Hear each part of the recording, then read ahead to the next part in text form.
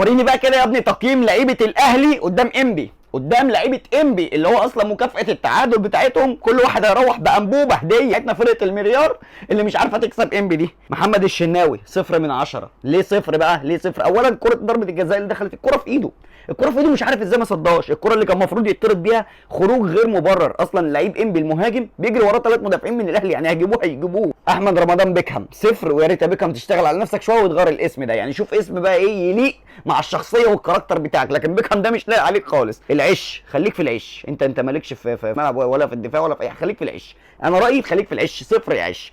كوكا، انا هموت واعرف واسطه كوكا ايه في النادي الاهلي، لان هي اكيد واسطه تقيله مش اقل من لواء اركان حرب عشان يلعب بالمستوى ده في نادي كبير زي النادي الاهلي. محمد هاني، تعظيم سلام يا هاني. 9/10. واحد بيقول ايه؟ هاني بياخد 9/10. اقول لك هاني كان مموت نفسه النهارده، و99% من الجون اللي جابه تريزيجيه كان السبب فيه محمد هاني.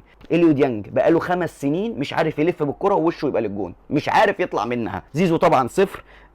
بن رمضان 0. مروان عطيه ايه يا باشا؟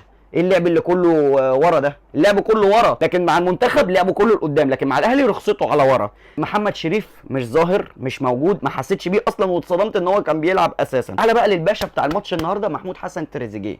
يعني انا يا تريزيجيه مستحملك ده كله ويوم ما تجيب جون تقول لي انا هش؟ ده انت ضيعت علينا حلم كاس العالم وما اتكلمناش. بقالك 6 سنين بتحاول تجيب ار2 ما جاتش معاك غير مره واحده في ماتش مصر وانجلترا وما جاتش تاني، وانا مستحملك، وكورك كلها بتخرج بره مش بره الجون، بره الملعب، ومع ذلك ساكتين تعمل لنا احنا هش. اشرف بن شرقي بقى 0، ومعاه امام عاشور اللي نزل 0، وطاهر محمد طاهر ايه وقفشه ايه يا جدعان؟ اللعيبه دي خلاص جرى عليها الزمن، جرى عليها الزمن بقى. نشوف غيرهم بقى يا جدعان ونصحصح بقى. انتوا بقى اكتبوا لي في الكومنتات رايكم في التقييم، ومين احسن لاعب واسوأ لاعب من وجهه نظركم.